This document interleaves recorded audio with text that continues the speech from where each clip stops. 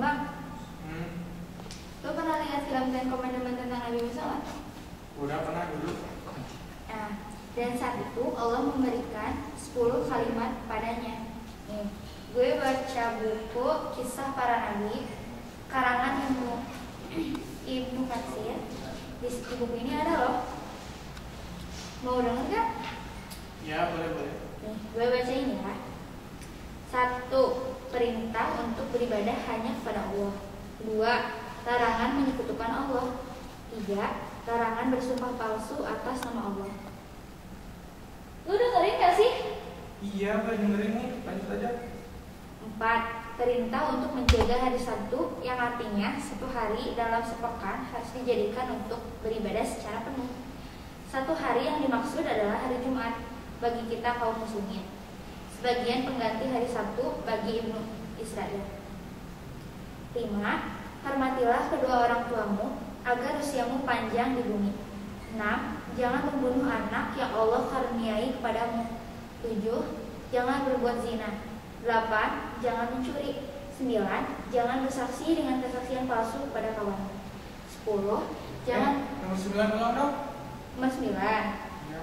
Sudah. 9. Jangan bersaksi dengan kesaksian palsu kepada kawanmu. Maksudnya apa? Maksudnya tuh, jadi kalau kamu mau salah, lo nggak boleh bilang dia benar. Udah, kalau dia salah udah salah. Itu, ngerti nggak? Oke, lanjut. Oke, 10. Jangan menginginkan rumah orang lain. Jangan berhasrat pada istri orang lain, budak lelaki dan budak wanita orang lain. Tidak juga lembu, keledai ataupun milik orang lain. Maknanya adalah larangan bersikap dengki. Gitulah. Pemirsa, di Masjid Pusdai Jawa Barat ini selalu diadakan kajian Quran dan hadis. Hari ini bertepatan dengan 6 Muharram 1442 Hijriah. Yang akan memberikan materinya adalah Kiai Haji Solihuddin. Beliau akan membawakan tema Istighfar mengabulkan doa. Selamat menyaksikan. Bang, lo ngapain? Bismillahirrahmanirrahim. Assalamualaikum warahmatullahi wabarakatuh. Waalaikumsalam warahmatullahi wabarakatuh. Alhamdulillahil wahidil ahadis samad alladzi lam yalid wa lam yulad wa lam yakul lahu kufuwan ahad. Kiwari pamuka catur turiang menjadi jarami minangka ngababaktos ngawula lain bade ngabibisani ningkatkeun pangeling raga gaganti payung nu leungit kala pamuluntu tugenah taya pangais aisan bet lepot keur budak daki ngabulen kadiri rineka mangun siloka. Ibu-ibu, bapak-bapak anu dimuliakan ku Allah Subhanahu wa taala. Amin ya rabb. Nganggo bahasa Sunda, bahasa Indonesia ya. Campuran juga boleh. Campuran ya.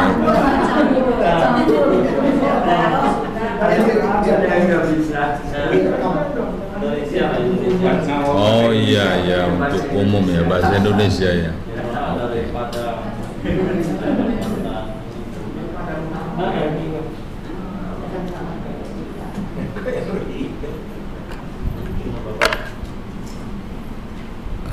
Kita pagari saja kajian hari ini dengan judul Al-Istighfar wa Qabulud Du'a. Istighfar dan terkabulnya doa. Ini judul agak aneh sebetulnya. Kok orang yang berdosa kemudian memohon ampun kepada Allah tapi malah doanya dikabul.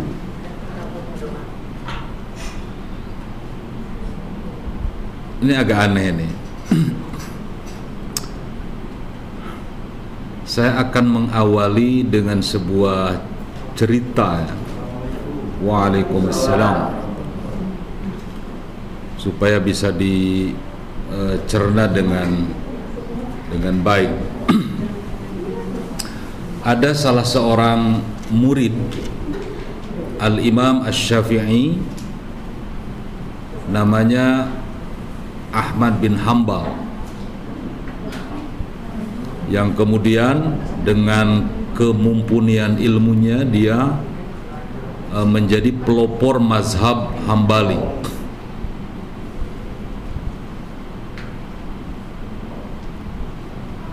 Ilmunya tidak bisa diukur ya. Biasanya ulama-ulama dahulu itu ulama-ulama yang ilmunya tidak satu disiplin ilmu. Dia ahli tafsir, dia ahli hadis, dia ahli fikih, dia ahli ilmu akidah, dia ahli tasawuf, dia ahli sejarah, ahli mantik, wah berbagai-bagai. Itu sama misalnya ketika kita menyebut Imam Al-Ghazali. Waalaikumsalam. Imam Al-Ghazali itu dia ahli tafsir karena karya tafsirnya juga ada. Dia ahli hadis, dia ahli tasawuf, dia ahli filsafat, dia ahli ilmu kalam dan seterusnya.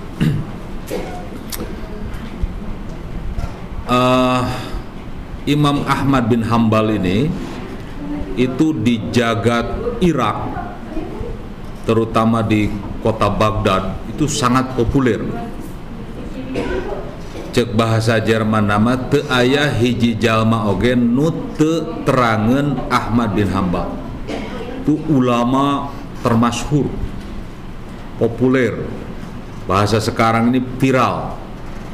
Ulama yang viral. Suatu ketika entah kenapa tiba-tiba terbersit di dalam hatinya itu, dia ingin pergi ke satu tempat di daerah Basrah.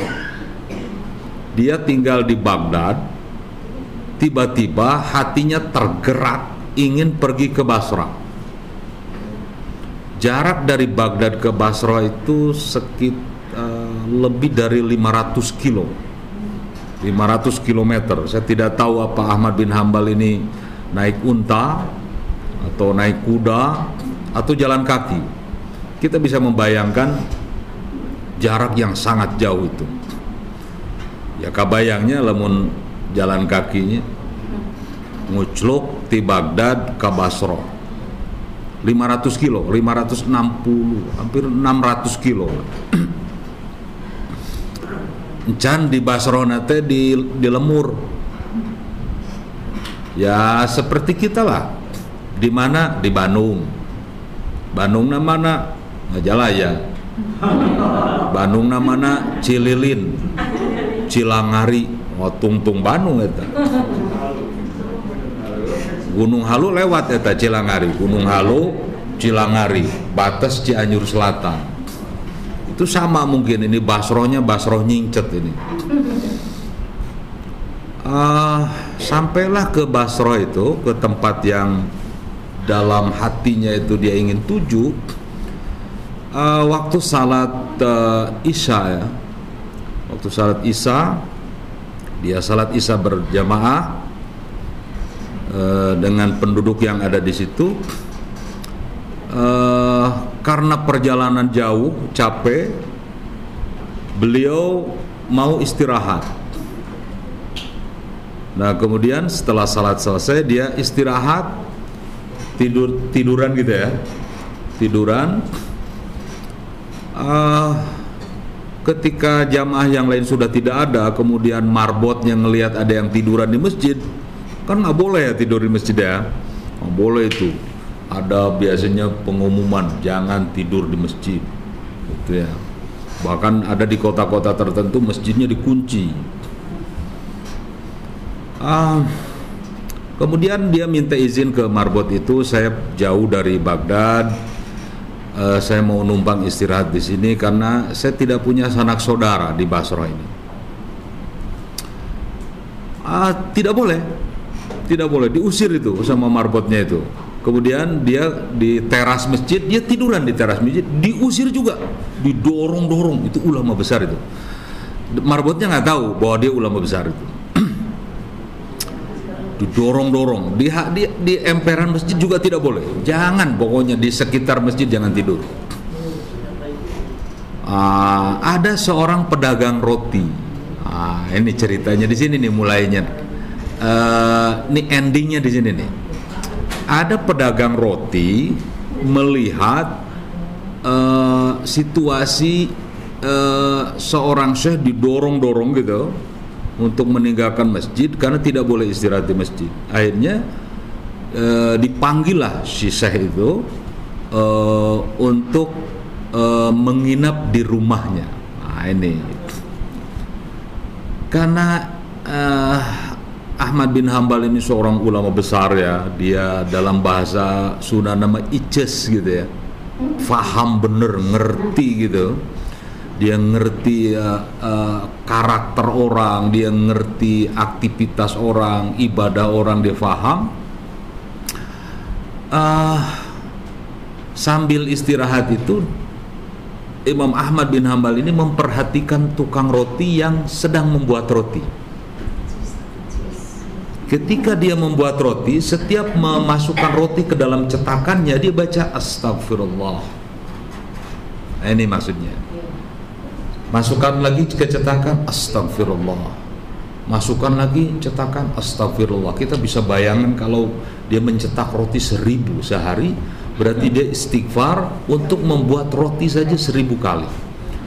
Tapi tidak hanya itu, Ahmad bin Hambal memperhatikan orang itu, aktivitas apapun dia selalu membaca istighfar, ya kan?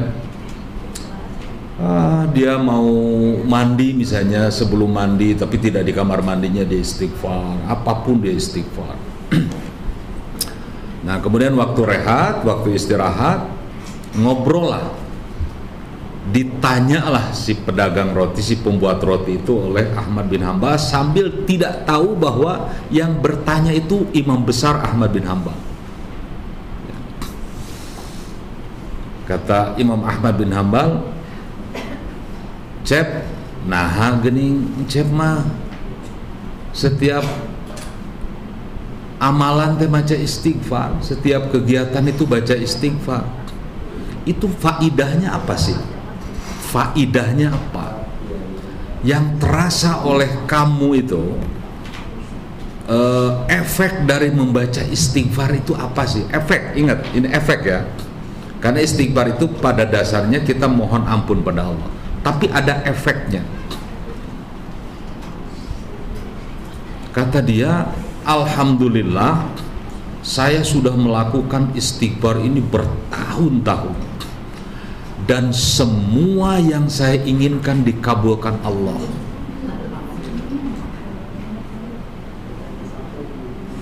Semua yang saya inginkan dikabulkan Allah dari faidah membaca istighfar itu. Kemudian ngetes ya, Ahmad bin Hambal sebetulnya dia tahu dengan mata batin yang tajam gitu ya, tahu.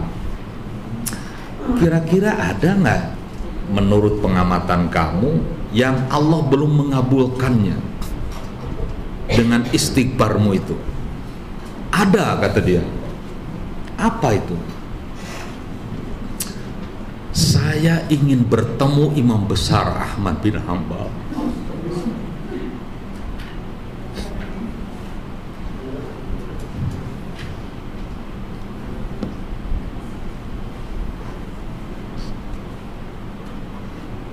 Saya nggak bisa ngomong.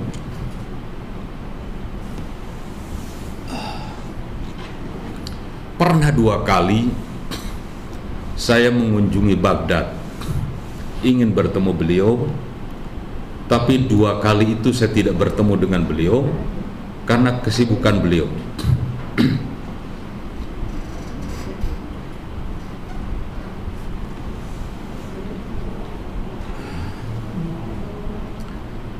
Saya tidak bisa ini kalau berbicara hal yang seperti ini. Air mata saya sering keluar ini.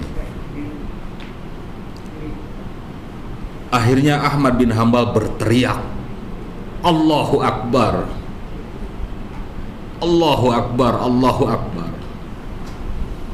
Kata Syekh Ahmad bin Hambal, ini yang Allah menyeret-nyeret saya dari Baghdad ke Basrah ini, yang saya tidak tahu kenapa saya ingin ke Basrah, ini penyebabnya, gara-gara istighfarmu ini.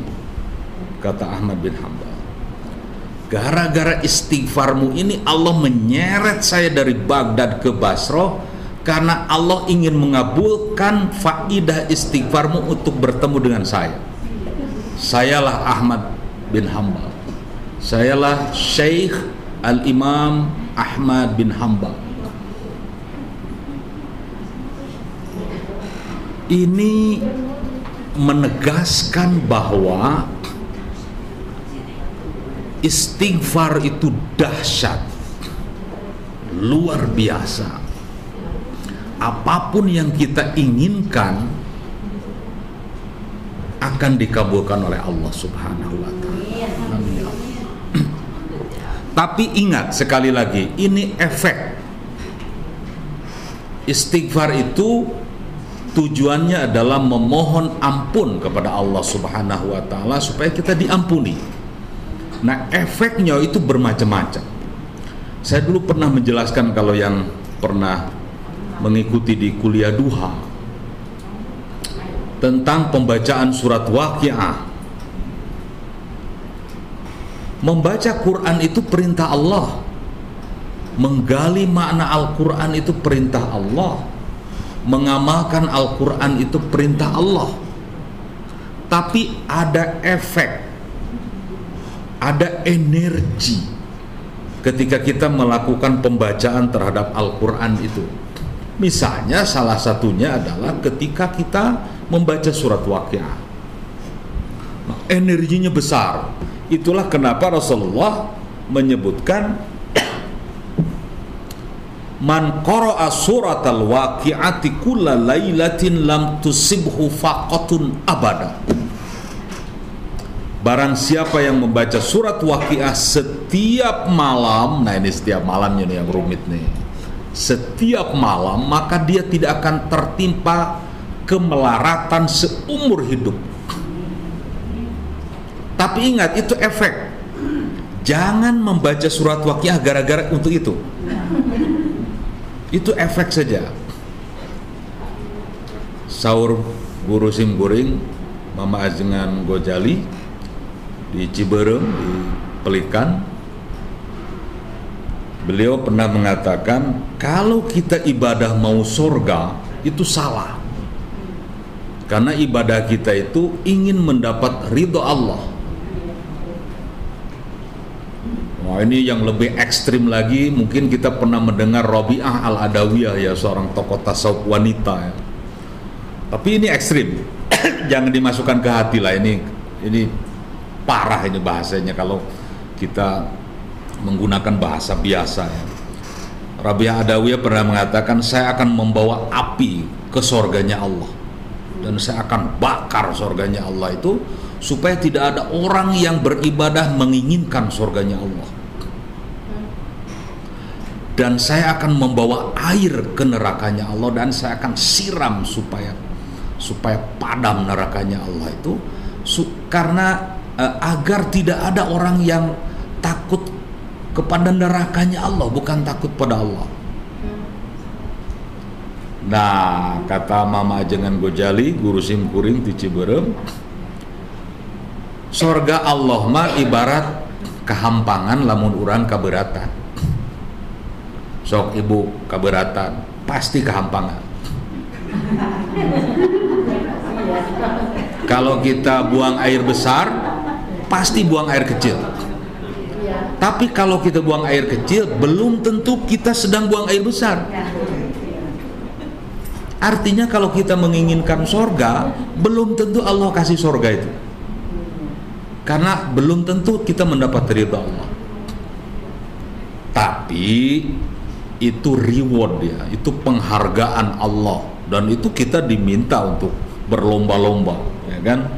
Seperti yang ada di Al-Quran, wasari'u ila maghfiratin min rabbikum wa jannatin arduhas samawati wal ardh. Nah, itu kan motivasi ya, supaya kita terpacu untuk beribadah, untuk beristighfar kepada Allah, yang kita akan diberi surganya Allah yang luasnya seluas langit dan bumi.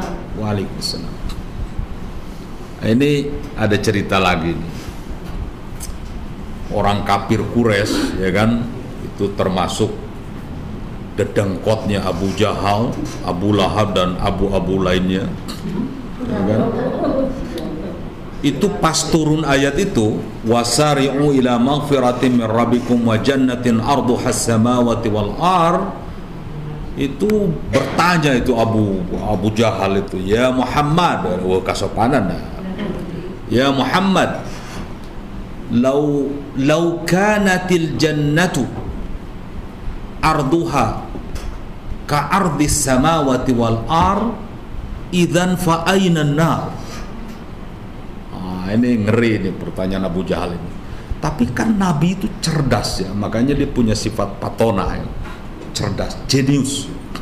Abu Jahal menyangka bahwa Nabi Muhammad tidak bisa menjawab. Kata Abu Jahal, Muhammad, jika sorga itu seluas langit dan bumi, neraka di mana? Itu kebagian tempat.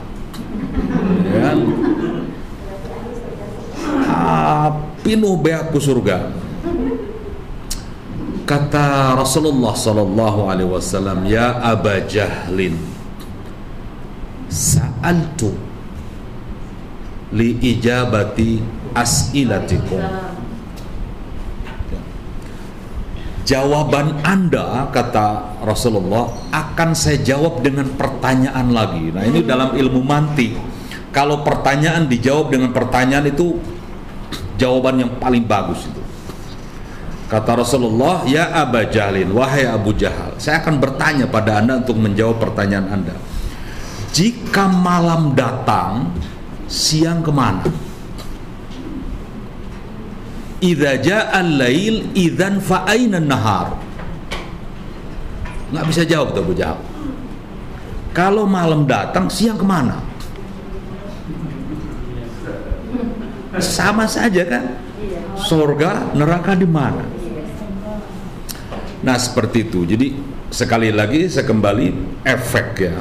Efek dari istighfar itu qabulud doa, diterimanya doa, dikabulnya doa.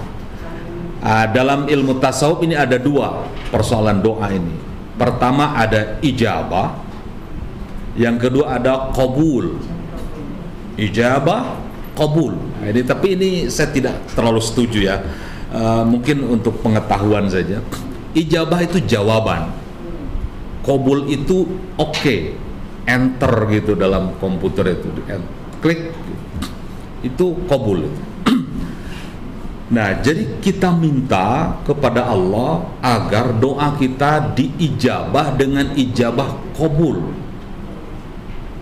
Makanya kalau di pesantren-pesantren salafi, para ajengan kiai ulama itu sering di tradisi NU, tapi ya kalau di Muhammadiyah, di Persis tidak ditemukan. Ya Allah, istajib du'ai wa qabul du'ai. Istajib du'ai wa qabul du'ai. Ya Allah, jawab pertanyaan doaku, dan dengan jawaban oke. Yes, ya, naam, gitu ya. Kenapa begitu? Ini adik-adik ini, misalnya ta'aruf ya, ta'aruf dengan kaum Hawa, kemudian bertanya, Neng, coba jawab, suka nggak sama aku? Gitu ya. Itu jawabannya kemungkinan ada dua tuh, ya dan tidak kan? Nah, kalau si Neng itu menjawab tidak, jawaban bukan? Jawaban. Jadi kalau Allah tidak mengabulkan doa kita, jangan mengatakan Allah tidak menjawab. menjawab dengan jawaban tidak. Karena tidak seluruh doa diijabah dan dikabul sama Allah. Ini pernah saya jelaskan di kuliah duha ini. Kalau Allah mengkabul seluruh doa, hancur jagat raya ini, hancur sehancur-hancurnya. Ini punya teman 5, ya kan? Punya teman 5. Kaum Hawa yang ditujunya hanya 1, ya kan? Si Neng itu menjawab, oke, saya terima semuanya, kelima-limanya. Bahaya itu, ya kan? Persib main jeung Persija. Persib ngadoa ke Allah, ya Allah, Persib menangkan ya Allah. Persija datang ke Kiai, ya Allah, Kiainya ngikut doa, Persija menangkan. Dimenangkan nggak kedua-duanya? Enggak lah, minimal draw lah, ya kan? Berarti ada yang tidak dikabul salah satunya, gitu ya. Nah, makanya istijabatan wa qabulan, ya kan? Diijabah dengan ijabah ya. Nah, salah satu cara agar doa kita diijabah itu adalah al-istighfar. Saya kira kita sudah sangat mengenal berbagai ragam istighfar ya, dari Sayyidul Istighfar, ya kan? Kemudian ada istighfarnya Nabi Yunus, tapi tidak menyebut istighfar ya, tidak menyebut minta ampun. La ilaha illa anta subhanaka inni kuntu minaz zalimin. Istighfarnya nggak ada itu. Istighfarnya nggak ada. Tidak, ya Allah ampuni karena aku termasuk orang-orang yang zalim. Nggak ada itu redaksi ampuninya, ya kan? Dan memang ada banyak redaksi istighfar yang tidak ada istighfarnya malah, ya kan? Nabi Adam alaihissalam dengan Sayyidah Hawa. Coba kita lihat redaksinya yang direkam di dalam Al-Quran. Rabbana zalamna anfusana fa illam taghfir lana wa tarhamna lanakunanna minal khasirin. Mana istighfarnya? Nggak ada. Nggak di teks ayat itu. Fa illam taghfir lana saja. Jika engkau tidak mengampuni kami, tidak ya Allah ampuni, tidak. Gitu ya. Ada yang menggunakan redaksi ampunan yang sangat jelas, seperti yang kita baca dalam setiap sholat, Allahumma gfirli, ya kan? Rabbi gfirli warhamni, itu igfirli itu jelas, ya Allah ampunilah aku. Oke, itu pengantar awal ya. Ini belum masuk ke materi ini. Pengantar awal untuk kita masuk ke al-istighfar wa doa. Istighfar itu diambil dari kata ghafaro, kata dasarnya itu. Ghafaro ini kalau santri Ngadapang ini pasti tahu nih, santri salaf maksudnya ya. Santri salafi atau santri modern lah boleh. Itu tahu bahwa istighfaro atau istighfar itu masdarnya. Istighfaro yastaghfiru istighfaron itu masdar istighfar itu. Kalau dalam bahasa Inggris disebut dengan gerund ya, gerunet ya. Bahasa Inggris itu, nah dalam bahasa Arab disebut dengan masdar. Masdar itu kata kerja atau fi'il yang dijadikan kata benda. Jadi nasoro yansuru nasron. Nah, nasron itu masdar. Fataha yaftahu fathan. Fathan itu masdar. Fathan mubina. Seperti itu. Nah, diambil dari akarnya itu dari kata gofaro, 3 huruf, disebut dengan sulasi mujarad. Nah, sulasi mujarad ini bisa dirubah, ditambah maksimal 3 huruf. Jadi mazid biharfin 1 huruf tambahannya, mazid biharfain 2 huruf, mazid bisalasa ahruf 3 huruf. Nah, istighfar ini 3 huruf tambahannya. 1 alif, 2 sin, 3 ta. Isti. Nah, sampai di situ. Isti. Ikatan suami takut istri ya. Isti ya. Itu isti itu tambahan dari kata gofaronya. Jadi istighfar asalnya istaghfaro. Istaghfaro gitu ya. Ini coba kita lihat perspektif ilmu sorof dulu. Nah, istaghfaro ini dalam ilmu sorof itu yufidu at-talab, artinya memohon, meminta, ya kan, meminta. Jadi istighfaro itu meminta ampun, meminta maaf, nyuhunkeun dihapunten, menta hampura cek orang Sukabumi nama. Nah, gofaro kalau kita lihat di kamus-kamus bahasa Arab, mau di kamus Al-Asri, mau di kamus Al-Munjid, Lisanul Arab, ya kan? Itu artinya as-sitru, sin ta ro, sitr, menutupi. Gofaro itu satar, menutupi.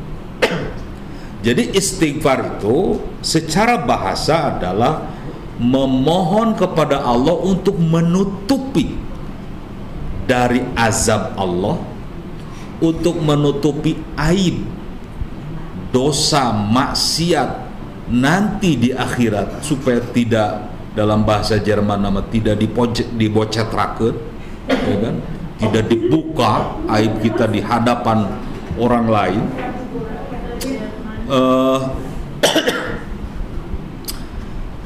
Jadi seperti itu. Nah, itu makna secara bahasa ya. Oke, coba kita lihat.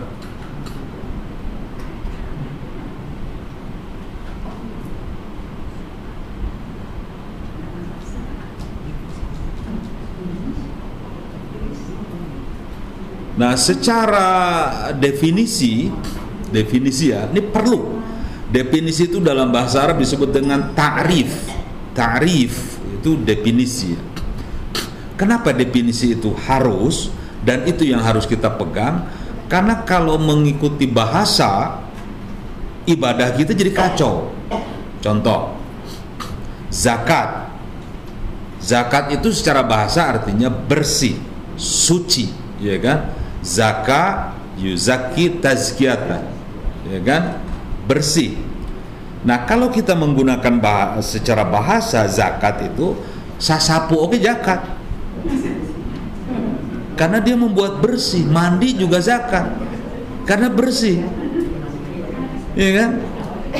Sholat secara bahasa doa, ya kan, as-salatu lugatan ad-du'a.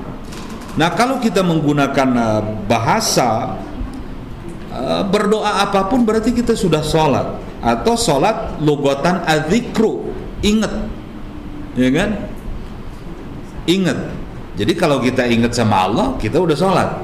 Kalau kita mengikuti bahasa, makanya jangan mengikuti amalan ibadah kita dengan pengertian bahasa. Makanya ada saudara-saudara kita yang tidak sholat karena alasan eling, ya kan, eling. Ada, nu penting mah eling ka Gusti Allah teu kudu sholat. Ini saya kira pernyataan yang sangat dangkal ya. Kenapa dangkal? Kalau sholat itu eling, dan kalau eling itu tidak perlu sholat, yang pertama tidak sholat itu mestinya Nabi. Karena Nabi itu tidak pernah tidak ingat sama Allah. Setiap detik dia ingat sama Allah, tapi dia sholat.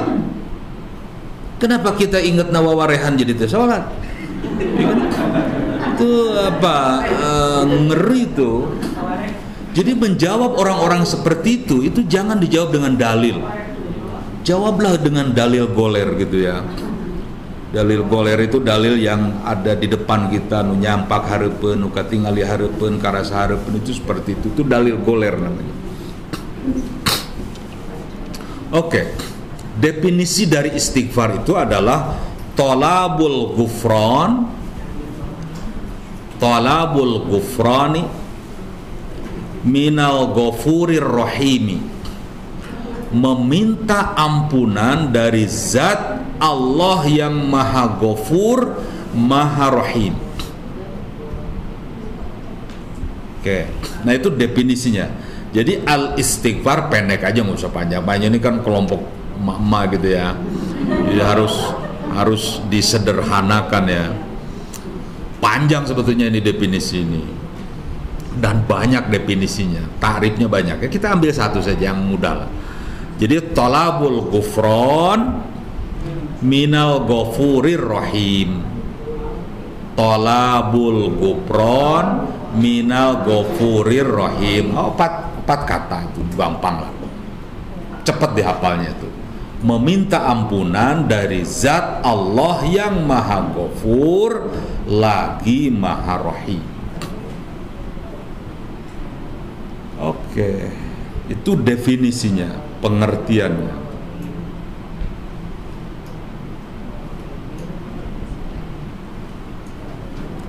Kemudian karena basis kajian kita Al-Quran was sunnah, Al-Quran wal hadis, maka kita akan coba meneropong istighfar. Oke.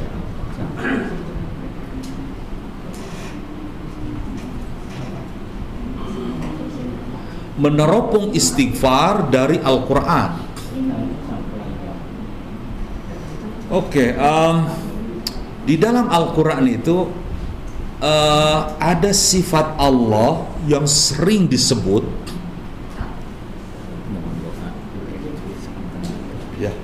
Ada sifat Allah yang sering disebut, yang paling banyak itu Allah menyebut dengan kata Ghafur. Ghafur itu dalam ilmu nahwu atau struktur gramatika bahasa Arab, Ghafur itu sighatun mubalaghatun atau sighatul mubalaghati. Pola kata yang artinya sangat gitu ya, sangat. Jadi kalau Ghafur itu sangat pengampun, makanya selalu pakai maha. Kan ada siswa, ada mahasiswa gitu ya. Kalau dulu murid ada, tapi teenakannya murid maha murid kan teenakan. Makanya diganti dengan siswa, siswa mahasiswa. Nah, jadi maha pengampun itu di dalam Al-Quran Allah sebut dengan kata Ghafur, ghin, fa, wawu, ro, Ghafur. Oke, ada juga yang menggunakan isim fa'ilnya Ghafir. Ghafir. Ada juga Allah menyebutnya di dalam Al-Quran dengan kata Ghaffar. Ghaffar. Lain Ghaffar singkatan bahasa Sunda ya. Ghaffar bahasa Arab Al-Quran. Nah, ini kembali lagi saya coba analisis dengan menggunakan ilmu dilalah ya. Ilmu dilalah itu dalam bahasa kampus disebut dengan ilmu semantik. Oke, di pesantren-pesantren itu diajarkan ilmu dilalah. Nah, prinsip dari ilmu dilalah itu adalah tidak ada satu kata pun di dalam Al-Quran yang artinya sama. Ini di kuliah 2 saya pernah jelaskan sepintas ini. Tidak ada satu kata pun di dalam Al-Quran yang artinya sama atau sinonim. Tidak ada. Artinya kita harus bisa memaknai bedana kata gofar jeung gofur, karena polanya beda. Di dalam Al-Quran itu jangankan polanya beda, bentuk mufrad dengan jamaknya saja itu sudah memiliki arti yang bisa jadi berbeda. Saya kasih contoh, misalnya kata rihun itu angin, ya kan? Riyah juga angin, itu bentuk pluralnya, bentuk jamaknya, bentuk banyaknya itu riyah. Tapi kalau kita baca Al-Quran itu beda artinya itu. Walaupun kedua-duanya secara bahasa artinya angin. Nah, ini yang saya maksud dengan kita tidak boleh memperlakukan, memaknai Al-Quran dengan hanya makna kebahasaannya saja, bisa menyesatkan itu. Rih itu dalam Al-Quran artinya bencana, sementara riyah artinya angin atau hal-hal yang merujuk pada kenikmatan yang diberikan Allah. Itu riyah, gitu ya. Dulu saya pernah mencontohkan ini di kuliah duha, antara kata ghaithun dengan kata matorun. Coba kalau kita lihat komus bahasa Arab, mator itu kan hujan. Wallahi matar gazir, misalnya, hujan lebat banget nih.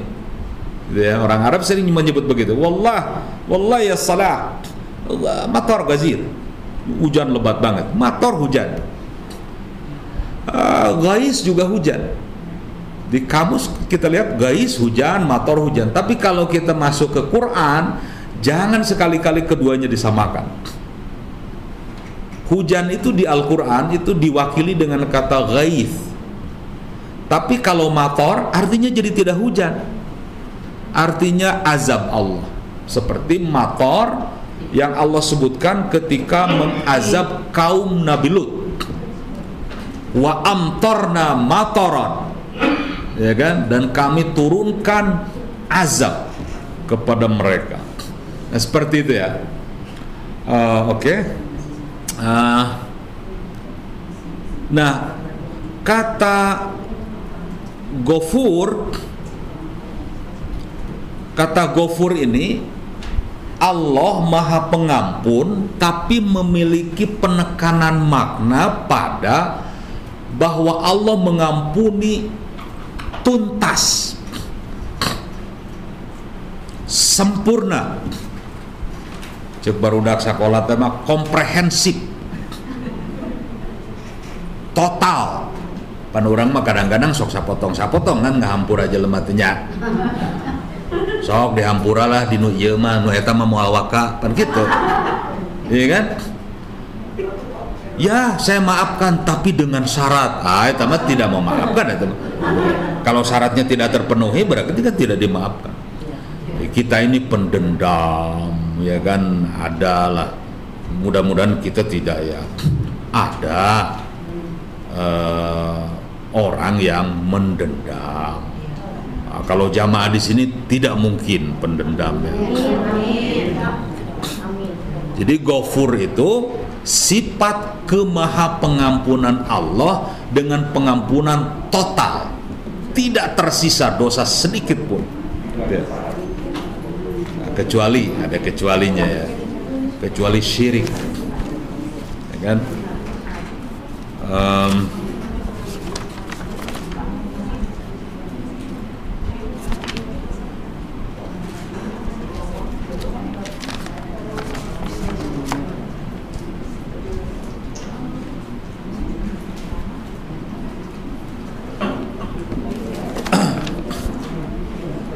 Kemudian kata Ghaffar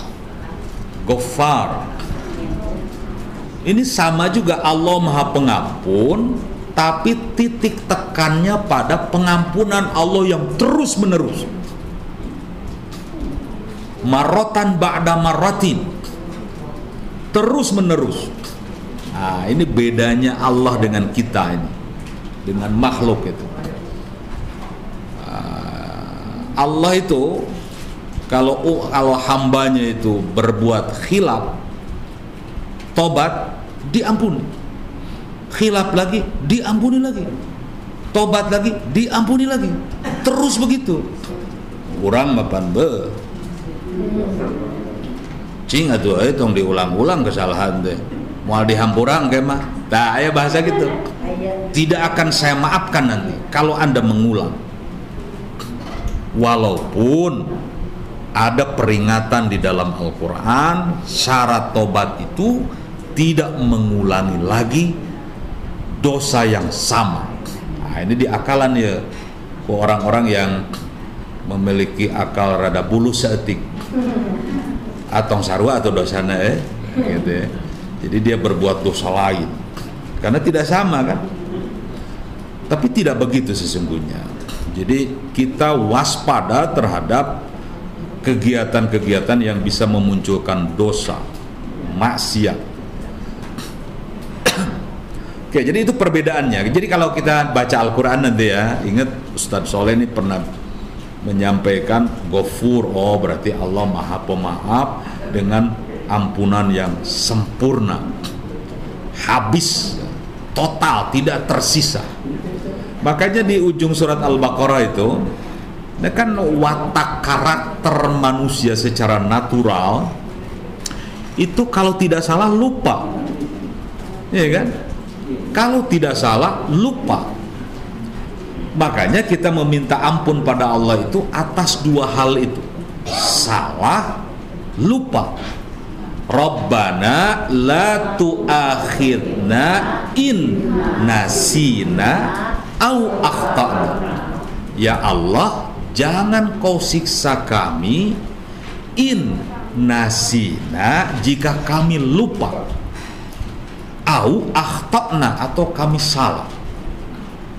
Ya kan? Nah, itu lupa dan salah.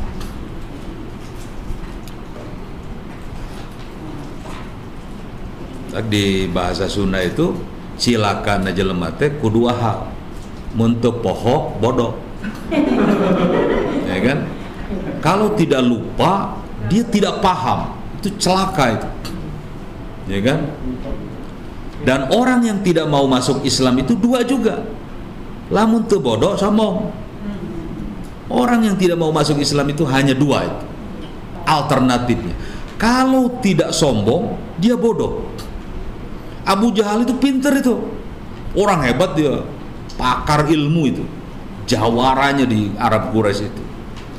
Dia ahli sastra, dia mengerti berbagai ilmu, tapi dia sombong. Ya kan? Sombong dia, tidak mau masuk Islam karena dia tahu persis Nabi Muhammad keur digaganongna. Ya kan? Dalam bahasa Sunda nama keur nongtot leho. Nah berenang gitunya, tapi Nabi Muhammad tidak seperti itu, bersih. Hatta ketika dilahirkan pun bersih banget Rasulullah itu. Cek bahasa barudak ayeuna nama Abu Jahal itu tahu Nabi Muhammad itu ketika children yesterday afternoon, ketika budak kamari sore keneh gitu. Itu bahasa Inggris yang tidak benar itu bahasa itu. Makanya dia tidak mau karena ya sombong lah ya. Enggak lah, aku tahu lah siapa dia gitu. Kan sering kali ya ketika kita ini senior, tiba-tiba ada junior yang nyalip kita gitu ya. Lo ngaji juga kagak, gua tahu lo gitu ya. Kapan lu mesantrennya? Ya bisa jadi dia mesantren privat ya, ke rumahnya mendatangkan beberapa ustadz sehingga dia mahir agama, bisa jadi begitu. Kita harus husnuzon sama orang. Oke, jadi itu dua kosakata yang harus kita pahami, Ghafar, Ghafur. Nah, kemudian berikutnya kata Ghafur itu di dalam Al-Quran itu disebut sebanyak 61 kali. Sementara kata Ghafar Allah sebutkan, termasuk ada alif lamnya, itu Allah sebutkan 4 kali. Nah, yang menarik di sini di dalam Al-Quran ini, kata Ghafur ini seringkali dihubungkan dengan sifat Allah yang lain. Misal, Allah hubungkan kata Ghafur ini dengan kata Rahim. Ghafurur Rahim. Itu Allah sebutkan di dalam Al-Quran sebanyak 50 kali. Ghafurur Rahim. Nah ini yang kemudian akan menjawab pertanyaan kita, kenapa istighfar itu doa jadi terkabul? Di antara jawaban-jawabannya ini. Jadi pertama kita akan menemukan di dalam Al-Quran kata Ghafur itu dibarengi, atau dalam bahasa Indonesia yang tidak terlalu populer, dijumbuhkan dengan kata Rahim 50 kali. Yang kedua, Allah berfirman di dalam Al-Quran menjumbuhkan kata Ghafur dengan kata Syakur 2 kali. Kemudian Allah menyebut di dalam Al-Quran menjumbuhkan kata Ghafur dengan kata Halim 4 kali. Kemudian dengan kata Aziz, nah ini hanya 1 kali. Kemudian dengan kata Wadud ya, ini bagi pesantren Salafi, pesantren Ngadapang nih tahu persis kalimat ini, karena kalimat yang sering dijadikan bagian dari ilmu pelet ini. Ya wadud, ya wadud, ya wadud, ya wadud, si neng sing bogoheun, ya wadud. Kemudian ada yang ya afu, ghafurun afu, afun ghafur, afu, al-afu ya. Itu disebut hanya 2 kali di dalam Al-Quran. Oke, kita bahas satu persatu. Kata Rahim, Rahim itu apa sih? Rahim itu diambil dari kata, akar kata yang sama dari kata rahmat, rahmatun, rahima yarhamu, rahman, rahmatan, rahim, rahman itu segat mubalaghahnya, segat pola yang sangat banget gitu. Itu dalam bahasa Arab ada pola katanya kalau ingin menyebut sangat atau banget. Beda jeung bahasa Sunda. Bahasa Sunda mah dipanjangkeun unggul. Berem. Berem nah biasa tuh. Berem. Berem banget. Ya kan? Eta si neng meni geulis, biasa geulis. Ini geulis pisan. Nah, itu dalam bahasa Arab ada pola-polanya beda, tidak dipanjangkan. Misalnya tadi Ghafir, ya kan? Tapi karena Allah Maha Pengampunnya banget, jadi Ghafir, tak bisa gitu. Ada pola-polanya. Jadi kalau tidak Ghafar, Ghafur gitu ya. Itu polanya beda bahasa Arab itu dengan bahasa kita. Oke. Ada ilustrasi yang sangat sampai jam berapa? Nanti diingatkan Pak ya kalau 10.40 ya. Oke. Enggak, maksudnya nanti diingatkan kalau 10.40 itu termasuk tanya jawab atau enggak? Kalau bisa termasuk. Termasuk ya. Oke, berarti kita sampai 10.20 ya. Ya boleh. 10 menit ya. Kalau tidak ada tanya jawab nanti saya lanjut lagi. Ada ilustrasi ini, saya ingat banget ilmu ini saya dapat dari Kibalap ya. Kibalap, pernah dengar Kibalap dulu. Anu si Ahmad ya, anu make kopeh hideung, kopeh beureum. Anu istighfar Allah, Allahumma sholli ala, itu salawatna teh.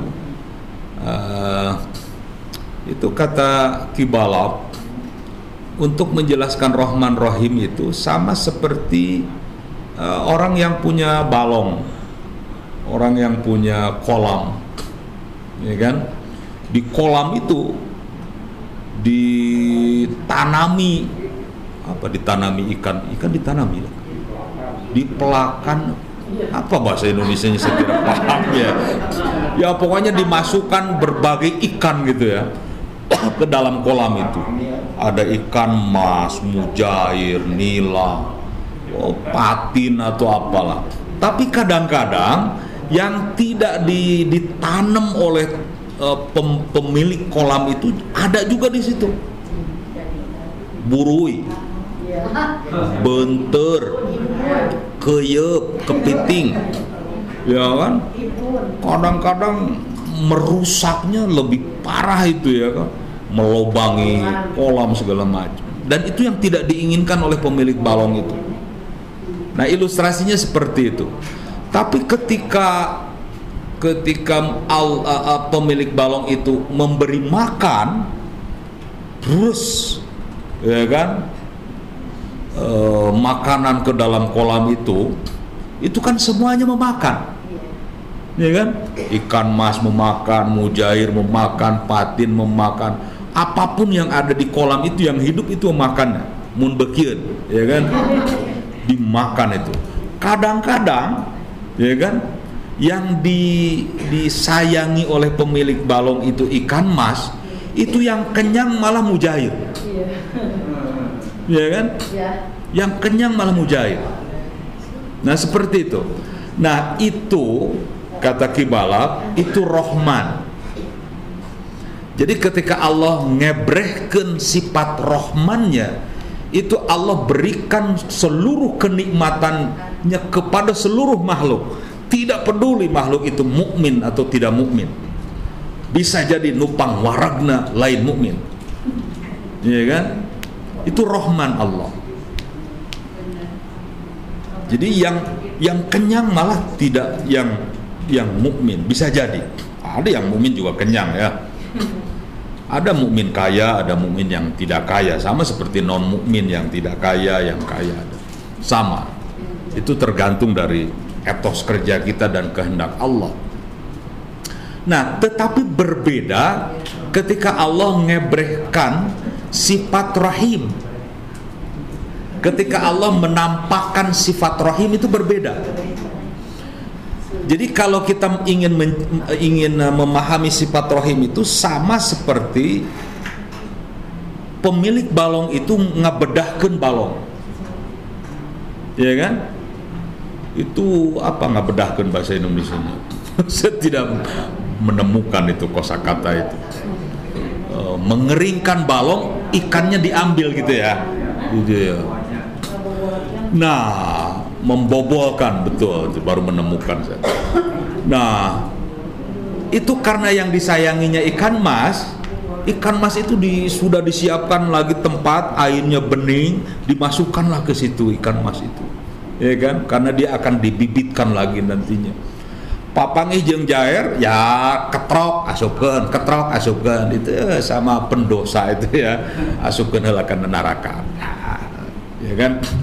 Papangi jeung orai bedul, ya kan, di balong itu dikejar-kejar, dihantam. Itu sama dengan Allah memperlakukan nanti di akhirat pada orang-orang kafir, gitu ya. Keuyeuk pek-pek, gitu ya.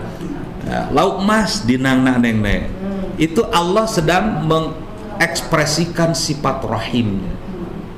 Jadi rahim itu sayang Allah yang terbatas, VIP itu.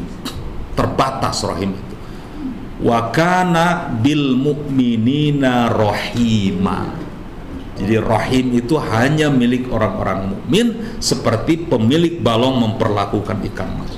Walaupun aya nu digoreng lah, tapi ya ilustrasi ini hanya untuk menyederhanakan saja, tuh memang tidak bagus ya menganalogikan rahim dengan ikan mas ya kan. Ikan mas makan makanan. Tapi maksudnya supaya agak rada bentas etik rohim teh jika gitu ya. Oke. Jadi kata Ghafur Allah sandingkan dengan kata rahim, ini maksudnya apa? Orang yang diampuni Allah itu sekaligus Allah kasihi, sekaligus Allah sayangi gitu loh maksudnya. Kalau Allah sudah sayang, ya apapun yang diinginkan oleh hambanya ya pasti dikabulkan, gitu loh maksudnya. Ghafurun rahim, Allah ampuni sekaligus Allah sayangi. Nah, ini salah satu kunci untuk memahami kenapa pembuat roti tadi itu dengan hanya membaca istighfar seluruh keinginannya dikabulkan Allah. Yang kedua, kata Ghafur ini disandingkan dengan kata syakur, Allah yang maha penerima syukurnya makhluk. Nah, ini zaman corona ini kita harus paham pada dua konsep ajaran Islam. COVID-19, coronavirus, ya kan? Kita harus memahami dengan dua perspektif ini. Pertama perspektif syukur, yang kedua perspektif sabar. Kalau tidak begitu stres. Jadi kalau kita mengerti betul tentang sabar dan syukur itu, kita bisa mengurangi sifat stres kita. Jadi saur Mama Ajengan Ghazali Guru Simkuring, umat Islam mah lamun keur diapungkeun ku Allah sirahna teu ngabeukahan. Tapi lamun keur dikecretkeun ku Allah sirahna teu ngempesan. Karena ada sabar. Teu ngabeukahan karena ada syukur. Gitu ya. Tidak ada stres di situ atau terkurangi lah. Stres ada lah pasti, karena kita namanya makhluk pasti ada banyak persoalan. Tapi sabar itu obatnya. Sabar itu secara sederhana dipahami sebagai sikap seorang mukmin yang tahan banting, bermental baja itu sabar. Lain leles, tengah ke batur, sabar, ya kan? Teu usaha, sabar.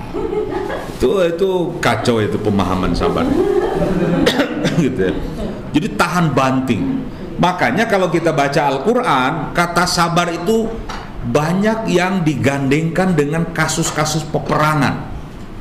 Peperangan Rasulullah dengan para sahabat itu Allah sebutkan di situ ada kata sabar. Nah, kalau sabar diartikan nerimo, ya kan, cicing wae dalam bahasa Belanda, nah, itu tidak akan ada peperangan. Tidak mungkin ada peperangan. Tidak mungkin Allah menyebut kata sabar di peperangan. Bicara ricing di peperangan teh, sabar we, itu tidak begitu. Artinya tahan banting mental baja. 300 melawan 1000. 1 lawan 3. Eta mun dina ilmu usik aya eta jurus tilu eta gitu, ngalawan tilu gitu. Aya ngalawan 4, ya kan? Nah, itu Rasulullah sudah mempraktekkan, sahabat hiji lawan tilu. Nah, itu usik di urang cimane segala rupa. Terus aya eta gitunya. Eta kolot baheula ti ditu ngacan ti Rasulullah eta. Dina perang Badar eta tilu, hiji lawan tilu eta. Oke, kita lanjut. Kemudian saya akan mengambil sebuah belum selesai ya. Masih banyak sandingan kata Gofur itu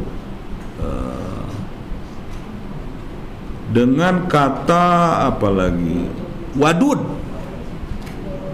Allah sandingkan kata Gofur dengan kata wadud. Wadud itu zat Allah yang maha mencintai. Kita jangan terlalu jauh ya memahami zat dan sifat itu ya, karena orang Mu'tazilah ini nggak percaya Allah punya sifat. Ini jauh banget ini untuk dunia kampus ini, dan itu sudah dijawab. Kita ini mazhab Ahlus Sunnah wal Jamaah, kita percaya Allah punya zat dan sifat, ya kan? Sifat itu ada pada zatnya Allah dan tidak berbilang. Jadi ada zat, ada sifat, tidak begitu. Jadi karena sifat itu menyatu dengan Allah. Sama seperti saya mengatakan kertas putih. Kata orang Mu'tazilah, zat dan sifat itu kalau begitu berbilang, dia menjadi banyak. Enggak, kata orang Ahlus Sunnah. Orang gila yang mengatakan kertas putih itu dua. Satu kertas, satu putih. Kertas putih lah, menyatu gitu. Tidak bisa dikatakan banyak. Oke, jadi wadud. Nah, berarti kalau orang yang diampuni Allah sekaligus dia dicintai Allah. Mantep banget ini istighfar ini. Jadi orang yang istighfar itu bahasa Belanda nama enggeus mah dihampura ku Allah, dipika cinta deh ku Allah. Kalau orang sudah dicintai, Ya Allah, apapun yang diinginkan pasti dikabulkan. Ya kan? Ini si A ini misalnya suka sama si Neng, ya. Neng mana aja ya, saya tidak tahu. Itu yang diminta oleh dia pasti dikabulkan itu. Ya kan? Dalam bahasa Belanda nama jenteng maksakeun. Ya kan? Itu boga duit, oke. Nah seperti itu. Itu karena wadud. Nah, pantas kalau pedagang roti, pembuat roti tadi itu dikabulkan seluruh keinginan-keinginannya. Oke. Kemudian ada Halim. Ghafurun Halim. Halim ini lembut. Hampir dekat dengan kata sabar ya. Halim, lembut, adem lah bahasa kitanya itu. Makanya kalau ada istri yang penyabar, yang lembut, itu sering disebut orang Arab dengan hilim. Allah, hiya hilim, hilma, lembut banget, penyabar banget gitu ya. Dicarekan gusalakina cicing gitu ya. Itu hilim namanya. Tapi tidak terjadi itu. Tidak terjadi itu. Yang terjadi adalah istri memarahi suami. Itu suami memarahi istri jarang itu, jarang. Yang banyak terjadi itu istri memarahi suami. Yang banyak terjadi itu. Saya kasih contoh, ada sahabat yang terus-menerus dimarahi oleh istrinya ya. Kesal banget gitu ya. Kebetulan waktu itu khalifahnya Umar bin Khattab, dibejaken sia ka Umar bin Khattab ya, ka khalifah ya, supaya dinasehati gitu ya. Datang ke Umar bin Khattab, saya akan adukan karena saya dimarahi terus sama istri saya. Datang ke Umar bin Khattab, terdengar di luar Umar bin Khattab sedang dimarahi istrinya. Tidak jadi dia mengadunya. Dalam bahasa Jerman tong boroning sim kuring ya, satingkat khalifah dicarekan kan ku pamajikanana. Mun aya nama presiden bareng gitunya, presiden dicarekan ku pamajikanana teh. Komo urang bareng gitu, balik deh. Artinya sudahlah, memang berarti biasa lah mun pamajikan nyarekan salaki gitu. Oke, gitu ya. Jadi terjawab sudah bahwa kalau kita beristighfar kepada Allah Subhanahu wa taala, apapun redaksi istighfarnya yang sudah disebutkan di dalam Al-Qur'an, itu redaksi-redaksinya atau dari hadis Rasulullah sallallahu alaihi wasallam atau formula yang dibuat oleh para ulama, saya kira oke-oke saja ya. Namanya doa, kalau diformula oleh para ulama oke-oke saja. Toh tidak setiap kasus diajarkan doanya oleh Rasulullah. Tidak setiap kasus. Saya pernah ditanya, ya Ustadz, ini bid'ah ini, doa ini tidak diajarkan oleh Rasulullah. Oke, saya bilang, apakah setiap kasus Rasulullah mengajarkan doa pada kita? Kan tidak. Ya kan, misalnya begini, anak kita mau ujian ke UIN, dari aliyah sudah selesai, kita berdoa, ya Allah luluskan anakku ke UIN. Ada nggak Rasulullah doa begitu? Tidak ada kan? Tidak ada itu. Berarti format doa itu bisa di-create oleh para ulama. Tentu saja yang punya kapasitas menulis doanya ya, atau menyebut doanya. Yang tidak punya kapasitas ya jangan, nanti salah sakalnya, salah kalimatnya. Penutup obrolan ini saya akan akhiri dengan sebuah hadis dari Rasulullah. Manistaghfarul mu'minina wal mu'minat kulla yaumin sab'an wa isrina marratan au khamsan wa sab'ina marratan yustajaba lahum wa yurzaku bihim ahlul ard. Nah ini hadis Rasulullah untuk menegaskan bahwa istighfar itu bisa mengkabulkan doa. Barang siapa yang kita mendoakan orang-orang mukmin, meminta ampun kepada Allah untuk mengampuni orang-orang mukmin baik laki-laki maupun perempuan. Kita berdoa nih, ya Allah ampuni orang mukmin dan orang mukminat yang masih hidup dan yang sudah meninggal setiap hari 27 kali atau 25 kali, maka dia akan diijabah, akan dikabul seluruh keinginan-keinginannya, dan dia akan diberi rizki melalui jalur makhluk yang ada di bumi ini. Ini hadis Tabrani dari Abi Darda. Al-hadis.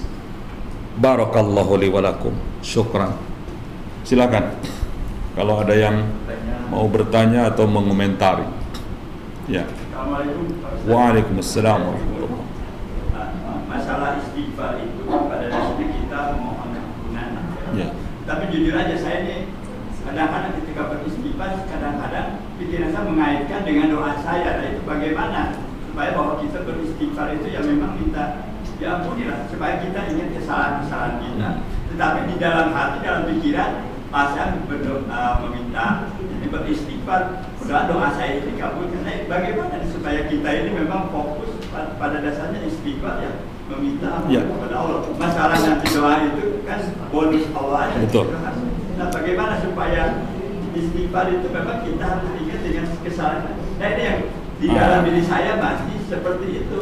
Jadi ketika beristighfar ada kaitannya dengan doa, keinginan-keinginan. Bagaimana Pak Ustaz supaya beristighfar ya, beristighfar lah kira-kira ta'ala. Ya, ada tujuan, ada efek ya. Jadi pertama yang harus kita lakukan itu adalah bertahap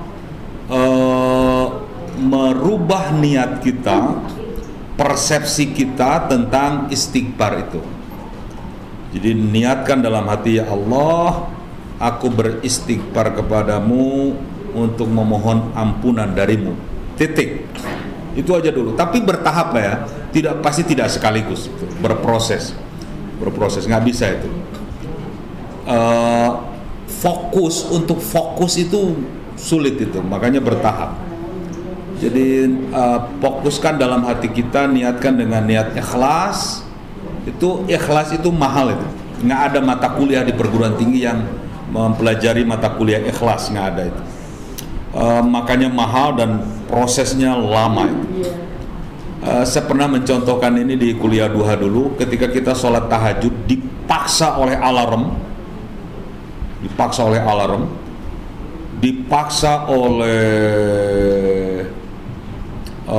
orang tua kita kalau kita masih kecil dulu untuk bangun tengah malam. Tapi kemudian itu menjadi habit, menjadi kebiasaan, menjadi ringan, enteng. Kalau tidak bangun tahajud malah kita nangis, merasa ada yang tertinggal gitu ya, dan otomatis itu. Nah itu ikhlasnya udah mulai muncul itu. Tapi itu prosesnya panjang. Kalau kita sering dibangunkan oleh alarm itu jam 2:30 atau jam 2, lambat laun nggak perlu alarm, jam 2 bangun itu otomatis. Seolah-olah di kuping kita ini ada yang membisiki gitu, tahajud atau bangun, atau dalam bahasa kasarnya tiba-tiba hayang kacai, ya kan, hayang kehampangan. Itu isyarat-isyarat Allah itu unik ya. Allah memberi isyarat untuk bangun itu unik, ya kan. Tiba-tiba ada yang nauzubillah kebakaran misalnya persis jam 2 ya kan? Itu terbangun kita. Unik lah pokoknya, Allah itu memberitahu. Jadi itu ya Pak ya.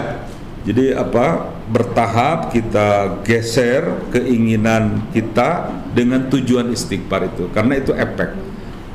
Sama dengan orang baca surat Waqiah itu ya. Orang baca surat Waqiah itu kan diperintah Allah, karena Waqiah itu akan menebalkan, menguatkan keyakinan orang mukmin yang membaca surat Waqiah itu tentang adanya hari akhirat dan amalan-amalan yang akan dihitung dengan 3 kelompok manusia itu, ashabul yamin, ashabul shimal, as-sabiqun as-sabiqun. Itu baca terus. Nah, ketika orang membaca Al-Qur'an, berarti orang itu kan nurut sama Allah kan. Kata Allah baca Quran loh, dia baca Quran. Allah jadi senang. Hebat nih orang nih.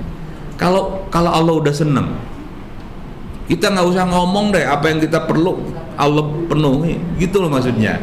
Jadi baca surat Waqiah itu kewajiban kita karena diperintah Allah. Bahwa Allah akan memberi itu efeknya. Bahwa Allah akan mengabulkan seluruh doa-doa kita, efek dari istighfar, bukan istighfar supaya doa kita dikabul. Gitu ya.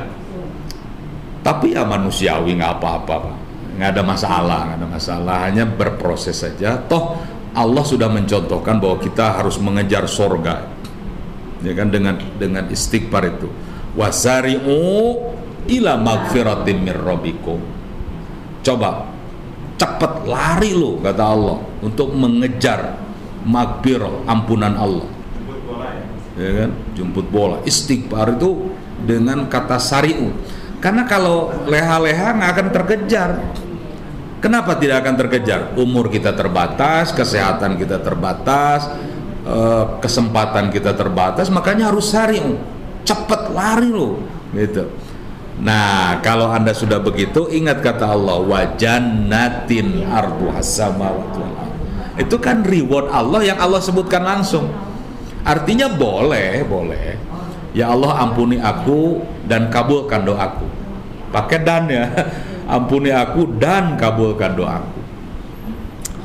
Jadi itu persoalan lain.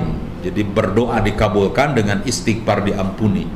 Itulah kenapa Allah menyebut di dalam Al-Quran kata Ghafur itu disandingkan dengan kata Rahim, disandingkan dengan kata Wadud, dengan kata Halim. Itu Allah ngeh dalam bahasa Sundanya dengan watak manusia yang seringkali mengejar pahala.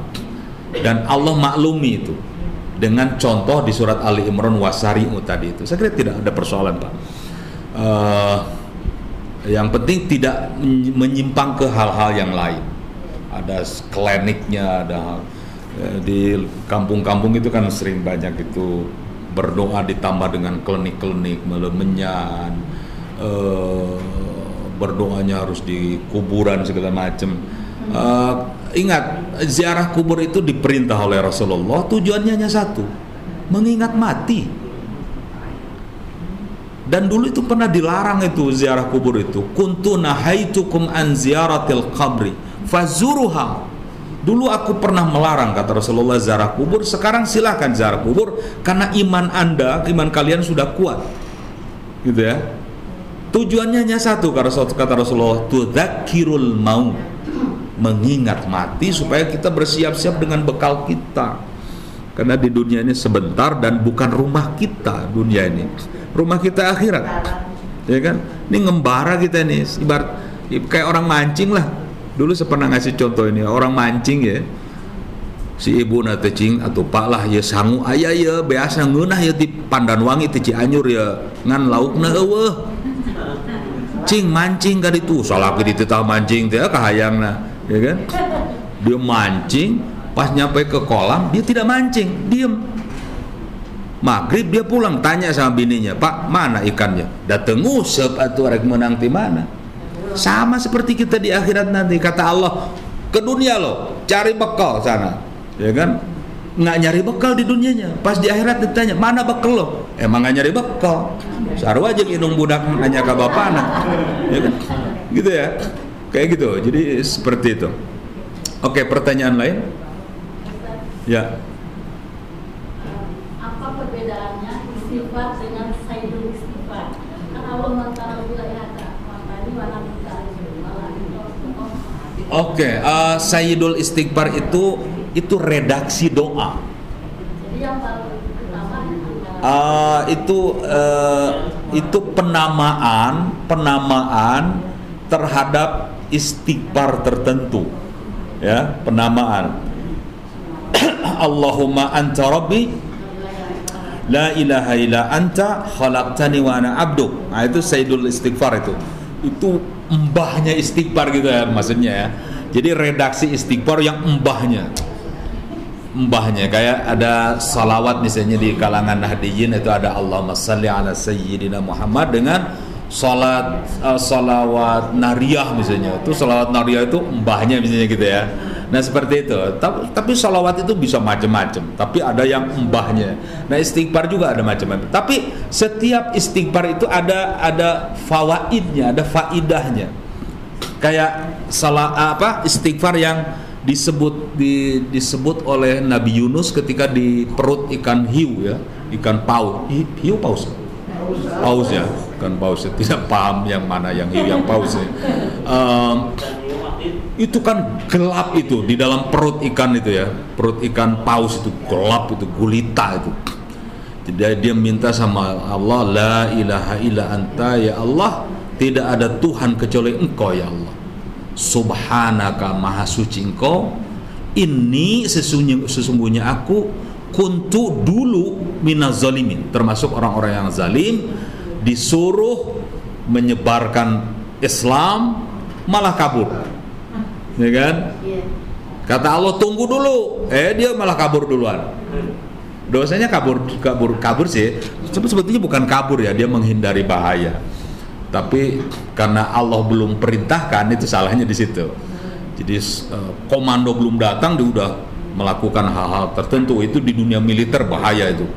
Misalnya kata komandannya tiarap, dia tidak tiarap, mati tuh, ya kan? Ya kan? Nah seperti itu. Nah itu sayyidul istighfar itu maksudnya adalah istighfar yang memiliki energi yang sangat kuat gitu ya.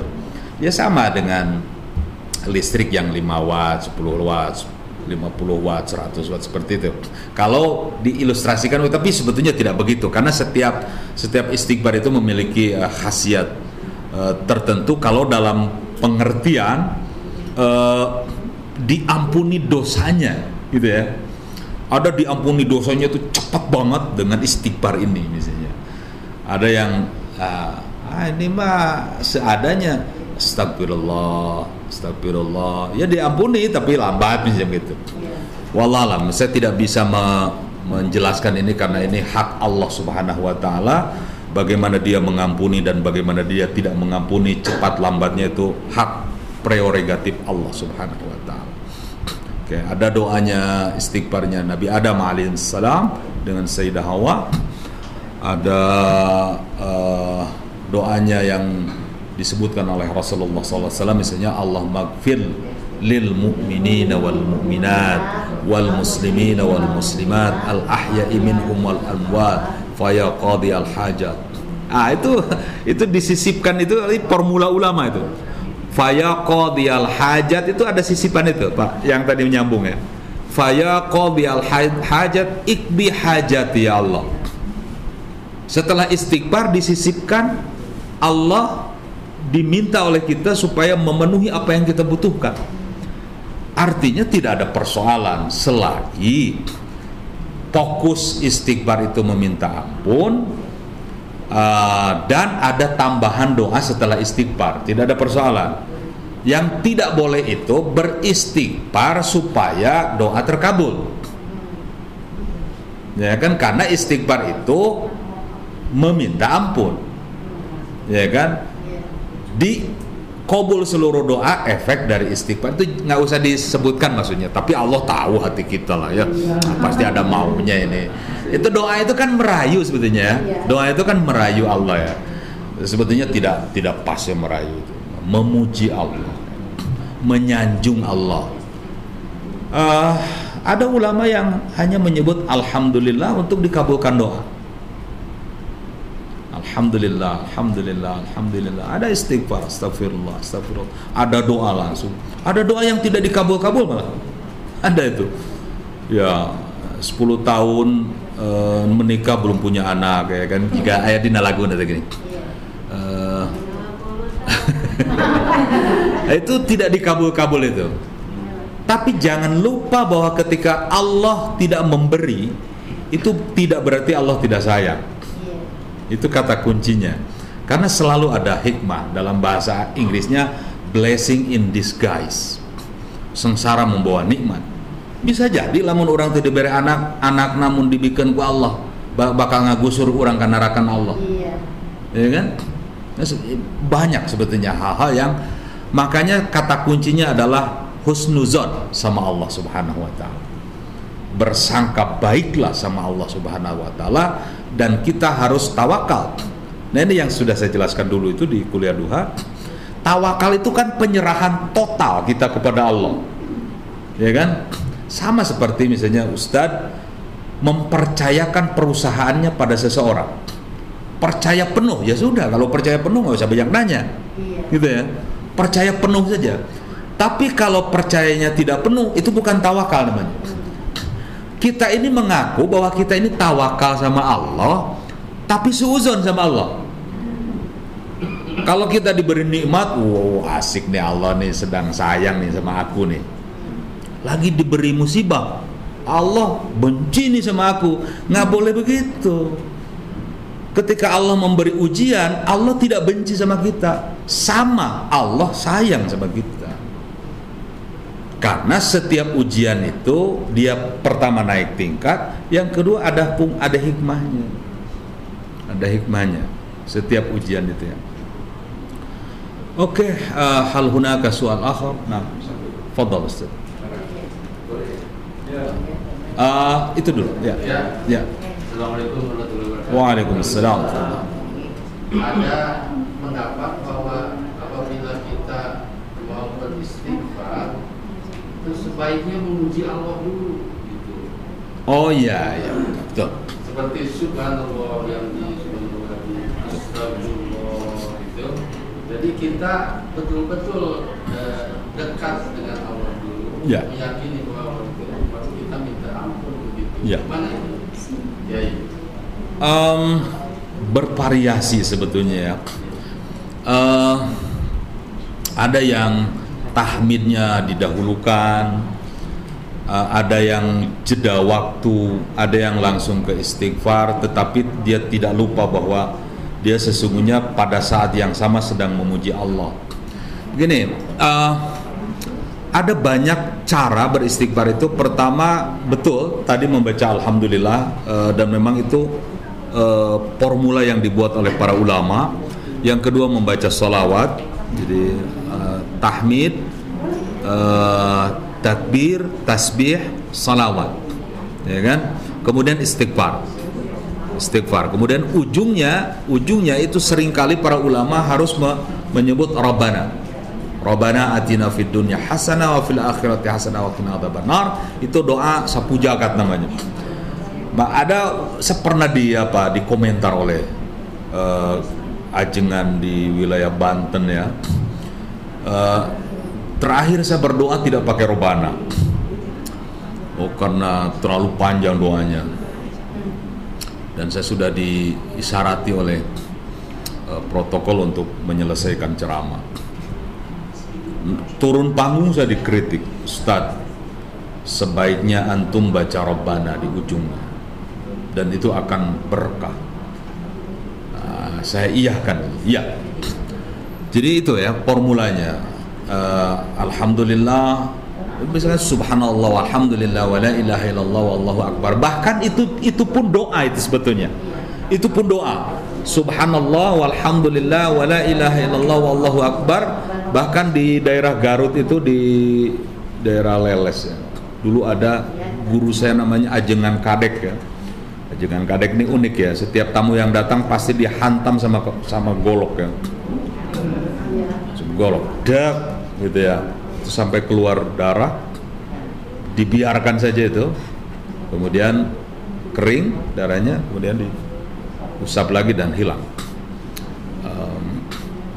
Itu ijazahnya biasanya dia mengijazahkan subhanallah walhamdulillah wa la ilaha illallah wallahu akbar, la haula wa la quwata illa billahil aliyil azim, Allahumma salli ala sayyidina Muhammad wa ala ali sayyidina Muhammad. Dan itu doa. Dan itu lagi-lagi Pak, nanti nyambung lagi dengan Ustadz yang bertanya pertama itu, lagi-lagi orang yang membaca itu Allah akan siapkan apartemen di surganya. Itu waktu Isra Mi'raj kan direkam oleh Rasulullah SAW. Ketika Rasulullah dibawa oleh malaikat masuk surganya Allah, terlihat ada malaikat yang sedang membangun, kalau kita bahasanya apartemen gitu ya, membangun istana. Kemudian Rasulullah bertanya, ya Jibril alaihi salam, law samahtum, punten bahasa orang nama, eta keur naraon sih? Nah, kemudian malaikat Jibril menjawab, ini menurut pesan Allah adalah bangunan istana yang akan dipersiapkan bagi orang yang senantiasa membaca subhanallah walhamdulillah wala ilaha illallah wallahu akbar. Masya Allah. Gitu ya. Jadi apapun gerakan kita, ucapan kita, hati kita, gerentes hati orang itu dihargai sama Allah Subhanahu wa taala ketika aktivitas ucapan dan kerteg hati kita positif. Gitu ya. Dan ketika negatif, Allah maafkan jika kita beristighfar. Dengan beberapa tambahan, dimaafkan plus rohim, dimaafkan plus wadud, dimaafkan plus hilim. Luar biasa. Kita tutup dengan doa dalam bahasa Belanda nama kabula kabale ini. Allahumma salli ala sayyidina wa habibina wa syafi'ina wa maulana Muhammad wa sallim wa radiyallahu ta'ala an kulli sahabati rasulillahi ajma'in. Amin ya Allah. Allahumma lakal hamdu syukra wa lakal mannu fadla anta rabbuna haqqa wa nahnu abiduka riqa wa anta lam tazalli dhalika ahla. Allahumma ya muyassir kulla asir yassir lana wa ala mushkilati dinina wa dunyana fataysiru asirin alaika yasir yassir lana wa ala mushkilati dinina wa dunyana. Allahumma ya man la yahtaju ilal bayan wa tafsir anta alimun biha wa basir hajatuna ilaika katsir. Allahumma inna nakhafu minka wa nakhafu mimma yakhafu minka najina minan nari wa mimman la yakhafu minka anta rajauna ya Allahu birahmatika ya mujibas sa'ilin. Rabbana atina fid dunya hasanah wa fil akhirati hasanah wa qina adzaban nar. Subhana rabbika rabbil izzati amma yasifun wa salamun alal mursalin walhamdulillahi rabbil alamin wal afwu minkum. Assalamu alaikum warahmatullahi wabarakatuh.